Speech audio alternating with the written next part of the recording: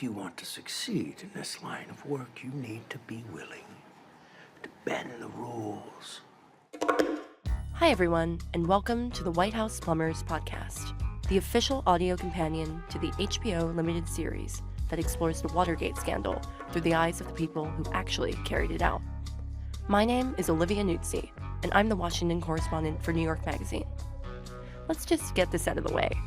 DC is a really weird city. Some people say it's like a small town. Everyone seems to either be in politics or, like me, covering it. And you run into the same people everywhere you go. But most importantly, there's always a room.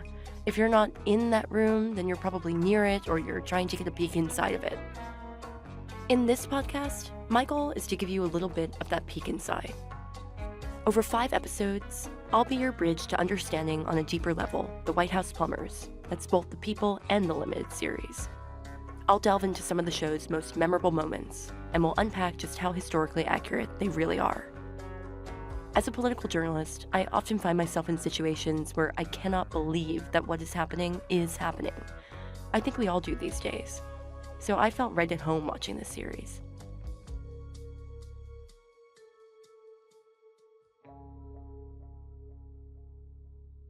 In this opening episode, we meet E. Howard Hunt and G. Gordon Liddy, an ex-CIA and ex-FBI officer who are recruited by the White House to investigate the Pentagon Papers leak. Hunt and Liddy's idea is to don costumes, break into a psychiatrist's office, and photograph a bunch of medical documents to find some dirt on Daniel Ellsberg, who was behind the leak. There's that, but that one's locked too. Break the goddamn window. It does not exactly go according to plan. Feelings out of pocket. What? We have to get the boys out. Why didn't you radio me? Fellas, can you hear me? That's why. Ow. But let's put a pause on Hunt and Liddy's antics for just a minute. I want to talk about why White House Plumbers, the limited series, got made, and the origin story starts around 2012 in an unexpected place. The supermarket. I would eat at Whole Foods every night. This is David Bernad, a Hollywood producer. He's the guy behind TV shows like Enlightened and The White Lotus. Bernad was living in Los Angeles, and many evenings he had a routine. He'd go to the Whole Foods salad bar, pile up his plate, and, like a good son, he'd call his dad. My dad, he's a Hungarian immigrant, and my grandparents are all Holocaust survivors, and I feel like because of that, I think they put pressure on him to kind of live a more traditional life. And my dad ended up putting himself through medical school and becoming a neurologist. But I think he always had this like artistic flair to him. And because of the way he grew up, I think he never was able to kind of explore that artistic side. So for years, my dad has been pitching me ideas, different Hollywood ideas. Bernad said that he would humor his dad. He'd listen to all his suggestions. But there was one idea that his dad would just not let go of. He had a patient named Bud Crow. My dad had been his doctor for many years. And for at least 3 or 4 years, he'd been pitching me this idea about doing a show about Watergate. I'd go to Whole Foods, the salad bar, and I'd put him on mute. And my dad, for 20 minutes, would just go on this long rant about Bud Crow and Watergate and Nixon and the White House plumbers. And he would go on and on and on. And I would never take him seriously. And to my dad's credit, he was kind of relentless with me about it. So I eventually said to him, okay, I'll come meet Bud. And it was really just to shut him up. Bernad was working on a show that was shooting in Montreal at the time. So on his way to Canada one day, he routed his flight through Washington, D.C. He only gave himself a couple hours layover, just enough time to stop by his dad's hospital and meet Bud Crow. Bud was in this hospital right by the Capitol. My dad's been a doctor there for as long as I've been alive. And I spent so many fucking hours of my life in a car waiting for my dad to finish making rounds. Like even going back to the hospital for me was like this traumatic event of like remembering being 8 years old, like stuck in a car waiting for my dad to finish work. And so I remember like not wanting to be in there for a long time, but Bud had had a stroke. And I remember sitting in front of his hospital bed. The bed was kind of adjusted in a way where he was kind of sitting up in the bed and we were looking at each other. We talked for about over an hour. And he started telling me this story about the White House plumbers and about Nixon and about hiring G. Gordon Liddy, about Howard Hunt, and about a therapist in Beverly Hills. This is all stuff I had no idea about. And he told it to me in a way that wasn't funny. He was so serious. And I thought the story was the dumbest thing I've ever heard. I remember leaving the hospital room and getting on a phone call and calling someone and getting really excited about what he had told me. And kind of knowing there was something there, I just didn't know exactly what it was. I met with a bunch of writers, and every single writer I pitched it to wanted to do it. Every single one. Bernad landed on a screenwriting duo named Alex Gregory and Peter Huyck. Alex and Pete had written for years on Veep and were big Watergate heads. Here's Alex. We didn't want to focus on the powerful people. That had been done, and that tends to be lots of stuffy guys in offices talking about power. And we wanted it to be more active. We had always envisioned it as a love story between Hunt and Liddy, of these two guys who had kind of been cast aside and felt like they missed their chance at greatness. In Hunt's case, he was snake bitten with the Bay of Pigs. In Liddy's case, he was sort of a washout at the FBI, a failed politician. And so by meeting each other, they saw that they had one last chance at greatness. Episode 1 is Hunt and Liddy like kind of prodding each other, testing each other, seeing what the other guy's made of, seeing what they're like under duress. You start to see the thaw after the first Ellsberg reconnaissance mission. They're on the plane and they're starting to fall in love, and then they have the wives meet and it goes catastrophically bad. This framing of episode 1 as a love story between Hunt and Liddy. We heard the same thing from executive producer David Mandel, who directed all 5 episodes of the limited series. Episode 1, like all episode 1s, is the hardest because you're trying to throw everyone in and explain everything without trying to bore anyone. It is the worst thing in the world to try and feel like you're trying to do. You have to sit everyone down and remind everyone a little bit of their history. Nixon is the president. Kennedy was the president before him. When Kennedy was the president, he did something called the Bay of Pigs invasion, where he didn't send air support in over the objection of the CIA and his generals. You have to teach everybody this. The show always started with the second break-in attempt and the point that there were multiple attempts.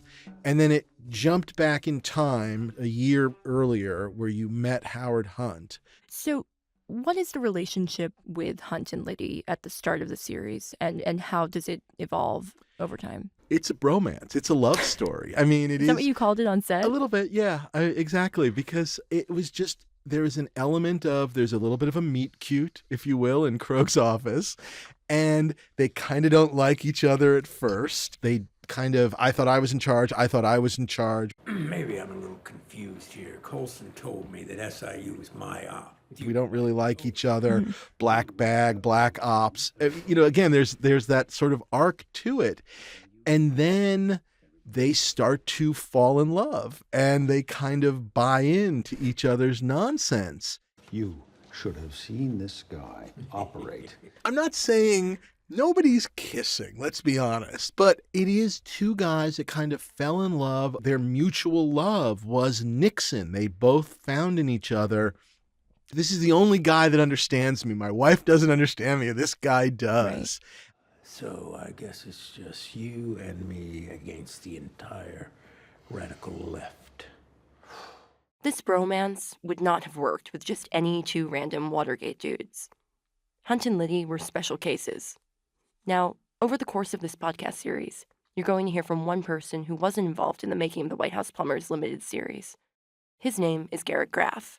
I am recording now. Garrett is a renowned historian and best-selling author, most recently of the book Watergate, A New History. My producer and I turned to Garrett many times to offer some historical context around the show's events. Here he is analyzing the circumstances that sparked the bromance between Hunt and Liddy. Howard Hunt and Gordon Liddy are two people who in any other presidential administration, except for possibly the Trump era, would never get close to the White House or the president. Rambunctious bumblers with overeager imaginations who saw themselves as the last bulwark between American democracy and the collapse of society. They were two people badly out of step with the politics of that era on the streets. You have to remember how volatile this world was outside the White House gates in the early 1970s with Vietnam going on. Hunt really starts working at the White House in the spring of 71, just around the May Day protests, which are some of the largest and most violent anti-war protests in the nation's history around Vietnam. He sees the Capitol under siege. G. Gordon Liddy sort of bumped around from one government agency to another, and the two of them team up because in many ways they see themselves as kindred spirits. You know, Liddy, the former FBI agent, Hunt, the former CIA officer, both of whom have real delusions of grandeur at a certain level. People who never quite got the success in their careers that they thought they deserved, and are now being told by the White House that they are engaged in some of the most important and secret and clandestine work in the country. This, for them, both of them, is really one of the biggest breaks of their career. The director, David Mandel, told us that one of the things that he and his team discussed at length was what motivated Hunt and Liddy. What did they want? And why? For Hunt, this sense of striving to get it back. Right. I want to matter again. I want to be important. Death of a Salesman definitely came up because it was in there. There was something about the clothing, the way he carried himself. There's a tiredness to Howard Hunt that I felt, and I think Woody felt, was important to kind of give life to where he was at this point in his life. Christ, Spence, is that my legacy, working on this garbage? When you sort of almost see him waking up in the basement in episode 1, that doesn't seem like a guy that can skip. That seems like a zombie that's sort of coming to life again. This exhaustion, this sort of beaten down, the way the tie is hanging down at the end of the day, the way he's at that office and doesn't want to be there. But when things kind of kick back in, there's pep in his step, and you see him come alive. It reinvigorates him. And then for Liddy, not the opposite of Howard, but how he's coming at it from a different place. He's the never was that wants what Howard had. So One guy's trying to get it back, and the other guy's trying to get it.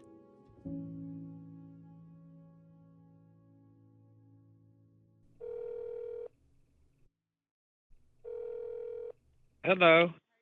We got the chance to talk to Woody Harrelson about his approach to the role. Good. How you doing? He was calling in from his home in Hawaii, so the audio is a little fuzzy. I wasn't really interested in doing a TV thing. Oh, yeah, it's not TV, it's HBO, of course. But I wasn't really interested in doing an episodic thing because I just know it takes, well, in this case, it took 6 months, so that's a big chunk of your life. I said, I'll look at it. And of course, I read it, and Pete and Alex, the writing is just superlative. So I was suddenly extremely interested. But I didn't like Hunt. As a historical character, he's fairly deplorable. So I wasn't a big fan of Hunt, which kind of makes it hard to want to play him, But in the end, I overcame these anxieties in the interest of just good entertainment. I think he's just this extremely smooth, very controlled character, but kind of monotone, and if you listen to him talk. But I didn't really play him like that. I would do it in the mirror, and I'd fall asleep. I'm just boring myself to death, like so boring. And I'm like, what am I gonna do? Like, I don't find him boring, when I watch him, but somehow my imitation of him boring, right? So I'm like, I was really struggling, and I'm like walking around my room, and just like my wife or kids probably listening to me doing lines from the thing, thinking, what is wrong with this guy? And this is the night before we started shooting. Then I started just doing like that Patton voice, the George C. Scott doing Patton, wade into them, spill their blood, shoot them in the belly, like that kind of voice. I just figured take a little poetic license. Woody's referring here to Patton, the 1970 biopic which won 7 Oscars, including Best Picture and Best Actor for George C. Scott, who played Patton. In preparing for the role of Hunt, Woody picked up some of Patton's raspy, croaky speaking voice, sort of like I sound right now. For the record, James Bond is a work of fiction. I am the real deal. The ever elusive Woody. He doesn't have technology, so it's really hard to get him. This is Justin Theroux. He signed on to play Liddy in White House Plumbers pretty early, and he was part of the brigade trying to woo Woody to accept the role of Hunt. I hadn't met him. It was one of those things. I got the material from Pete and Alex, and then I was like, let's try and get Woody. And it was that classic thing of like, well, that's not going to happen. So then I just got his email and wrote him a letter. I was able to sort of start by saying, hey, I'm a friend of so-and-so, so-and-so, if you want to vet me. But these guys are written this thing, and it's, I think, really funny, and it's a good sort of two-hander. And it was and obviously very hopeful, flattering letter, because I do love him. He responded, and he said, yeah, send it on. So I sent it, and he said, this is really great. Let's do it. Liddy was also a really rich character, a guy who was constantly trying to prove himself, either through sheer daring or pathological self-mythologizing. Peter, one of the writers, said they were able to delve into Liddy's character by reading his autobiography, which is called Will. I would say Liddy's book was one of the most insightful into his character because it was probably the most honest. It was definitely more honest than Hunt's. Hunt was an inveterate liar, and every story would be shaded with him trying to look cool, look like a spy, be amazing, whereas Liddy would be self-deprecating. He would tell really funny stories about ways that he had botched operations, or that he knew that he was ridiculous. He leaned into it, but he wasn't unaware of himself. So that kind of made him a great character to write, because he knew when he was pushing the limits of what would be normal or acceptable, and he loved his wife and his kids so much. In order to unite these two characters, to show that they were bonded, David Mandel and the cinematographer, Stephen Meisler, came up with a clever visual technique. Anytime the two guys were in the same place at the same time, they would be positioned together within the camera frame. That type of shot, a shot that includes 2 bodies or faces, is called a two-shot. I'll let Dave Mandel explain the significance. There's kind of a thing we did, and now I'm getting all very cinematic, but Stephen Meisler and I, this was something we talked about right from the get-go, and we copped it a little bit. We took it from a little bit from All the President's Men, which is when you watch All the President's Men, Dustin Hoffman and Robert Redford, Woodward and Bernstein, are almost always in 2 shots. Yeah. Even like when they go into an office, like when they go into Ben Bradley's office, they sit on like a small couch together. And if you think about how their desks are placed, they can have one of them in the foreground, and then one of them is sort of like sitting like in the back but on the side, so he's in profile, one guy's in the front profile. I don't think those desks actually make any sense, but it's a hell of a shot. And the point is it's always a 2-shot. Explain that to me. What is the purpose of that? Honestly, this is where it gets crazy. I think subconsciously it is to think of them as a unit. You rarely see one without the other. So go through and look when they start to meet each other, when they're in Bud Krog's office and they're sitting across from Bud Krog, they're in 2 separate chairs, and the camera at that point is kind of going back and forth between them, because it's kind of like one and then the other, and then one and then the other. And then finally at the end of the scene, when Bud Krog says, I'm in charge, you guys work for me. Right. Gentlemen, as per the president, I will be heading up SIU. You two will work together, you will report to me. That's the arrangement. Take it or leave it. It's both of them together. And from that point on, they are now kind of in a two-shot land where most of the frames are always going to be them driving in a car together, maybe in the front, maybe in behind, but they're always going to be in each other's frames. Every time we could, we would shoot it that way. This is Stephen Meisler, the cinematographer. He helped build out this visual language. They're always in the same frame and almost framing them like one person. It's like two sides of a personality, maybe the same way that Woodward and Bernstein reported. Meisler also used visual style cues to differentiate between Hunt and Liddy's homes. One of our visual language techniques was whenever we dealt with the Hunt household was always being handheld. It's always messier compared to the other framing, which is very formal and very sleek. Take tonight, get some sleep. In the morning, I'll drive you back, Pumpkin. No, first of all, to hell with Nixon, and I'm not going back there. You your cannot voice make me down. go back. Why? Can Nixon hear me? When I watched the show, I noticed straight away how cramped and chaotic it felt in Hunt's house. Mandel told me that he leaned into that atmosphere. It felt claustrophobic in that house. And I was wondering how intentional.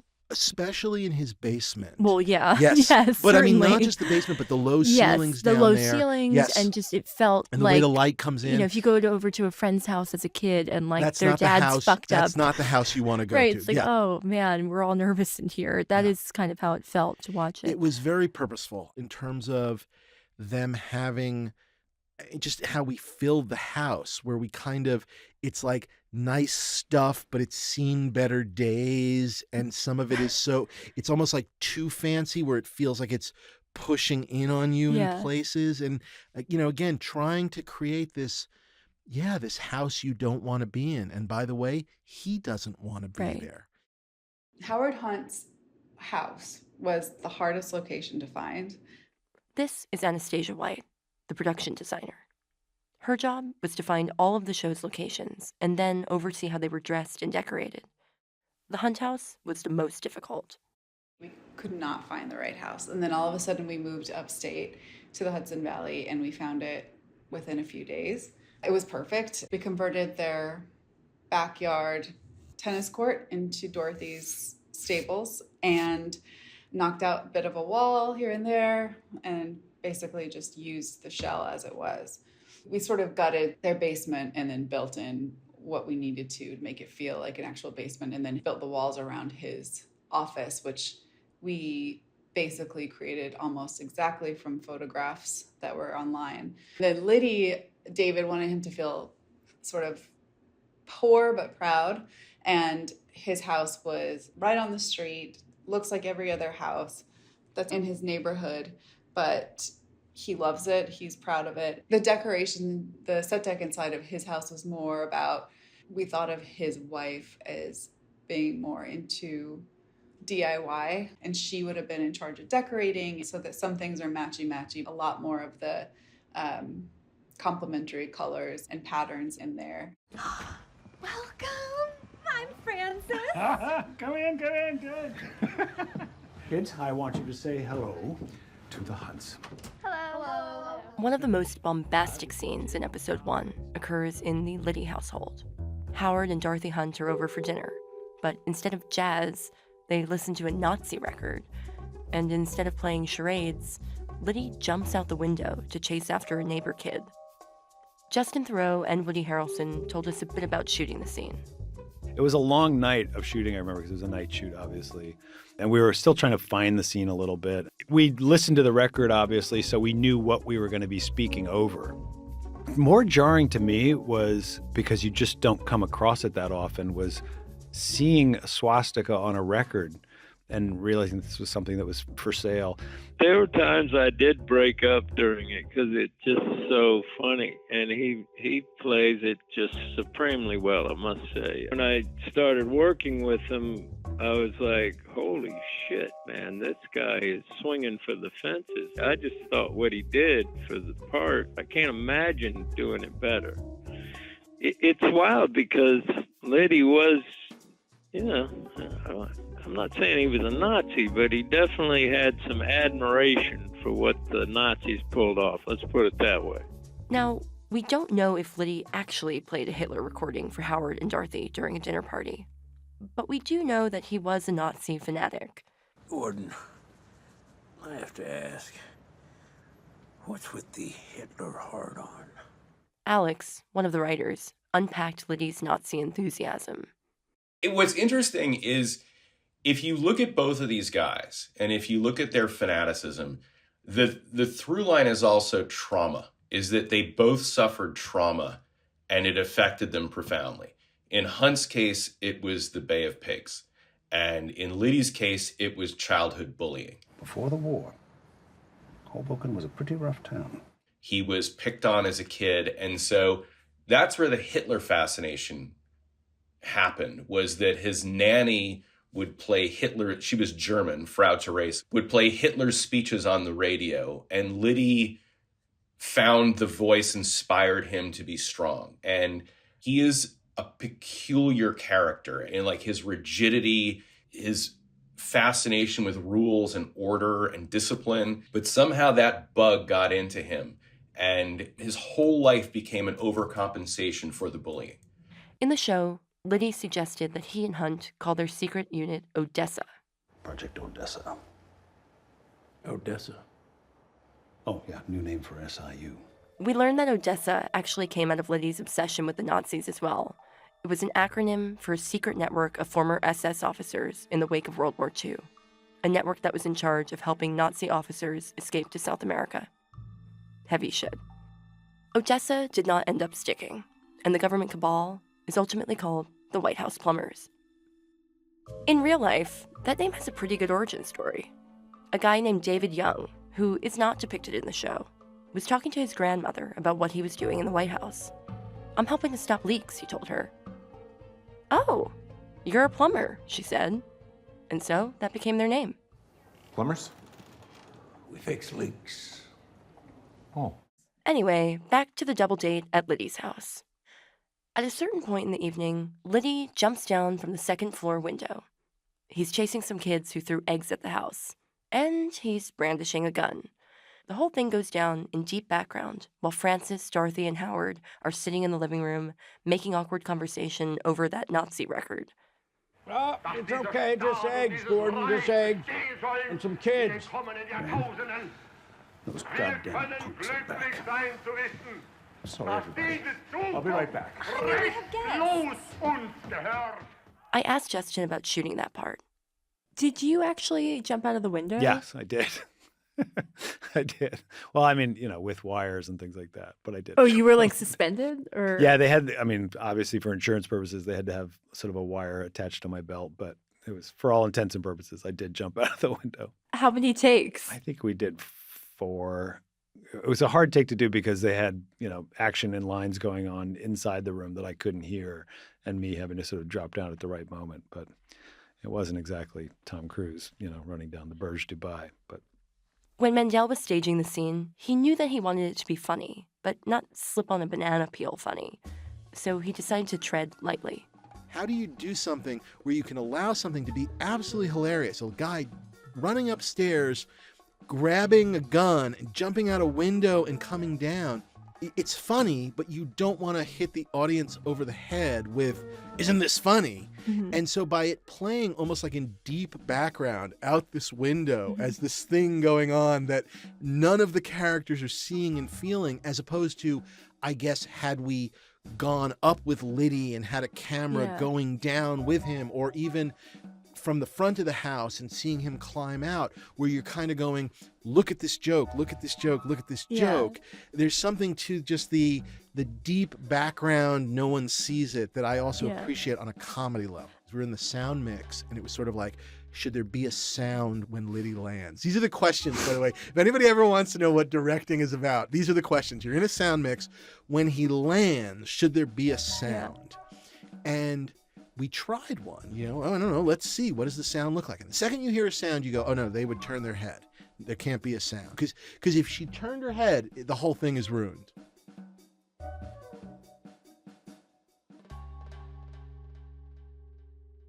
Now, I want to come full circle. Remember the guy who David Bernad met with at his dad's hospital at the top of the episode? Bud Krogh? President feels there's been too much heel dragging on these leaks. Heel dragging and pussyfooting.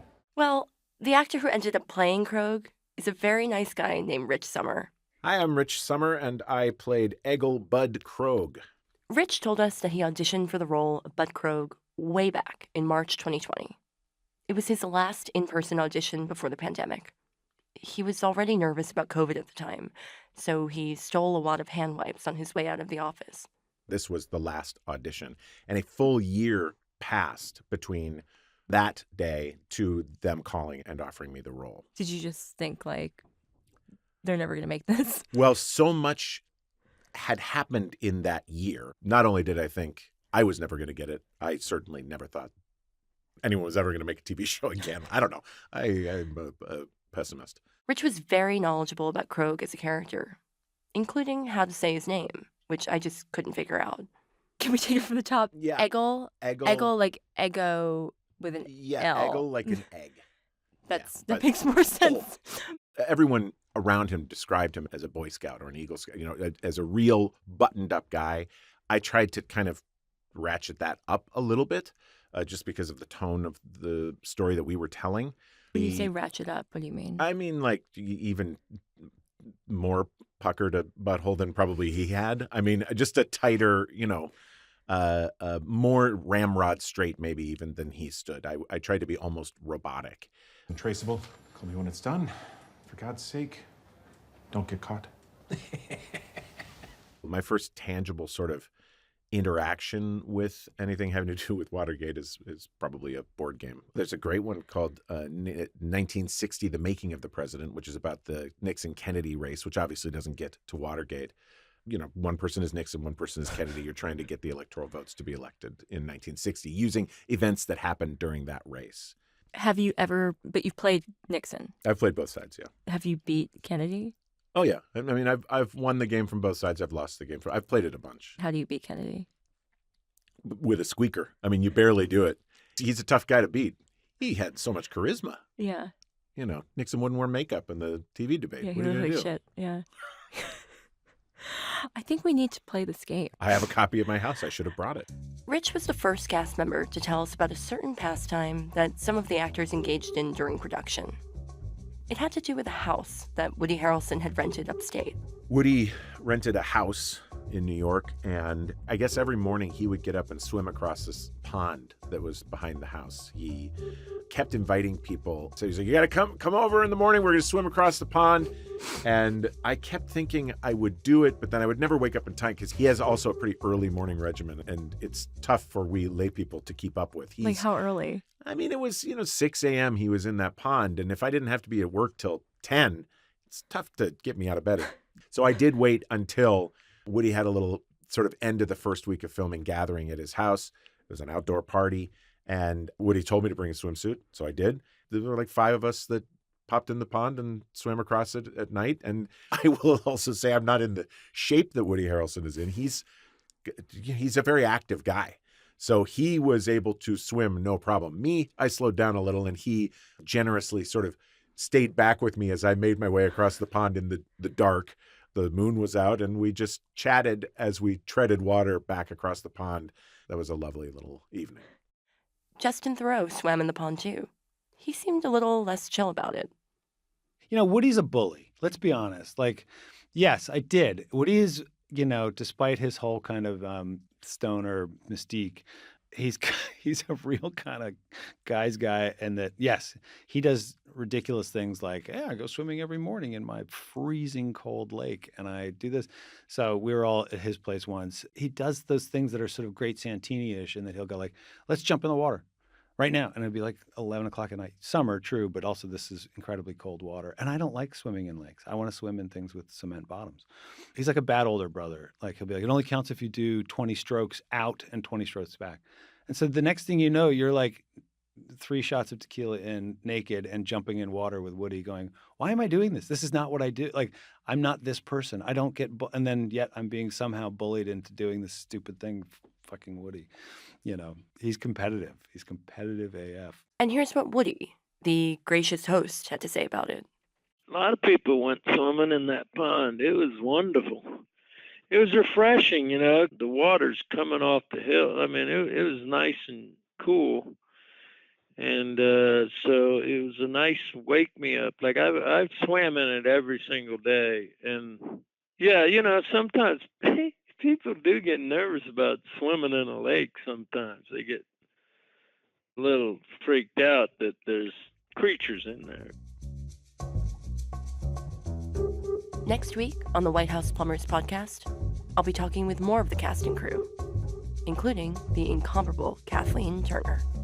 Somebody said to me, well, don't you realize you're a legend? And I said, no, I'm not. I've just hung in there a long time, guys. She was a crusty broad and seen it all. IT&T had actually fomented coups, so they were dirty. They recruit them, they have a debate among the team, you know, sort of what type of female is going to be most alluring to Democrats. I don't want people to be good looking and funny. You know what I mean? That makes me uncomfortable.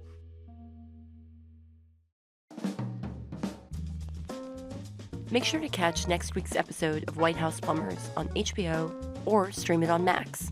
Believe me, it's a fun one. The White House Plumbers podcast is a production of HBO and Campside Media. This episode was hosted by me, Olivia Nuzzi, and produced by Natalia Winkleman. Hannah Baker is our story editor. Our associate producer is Charlotte Morley.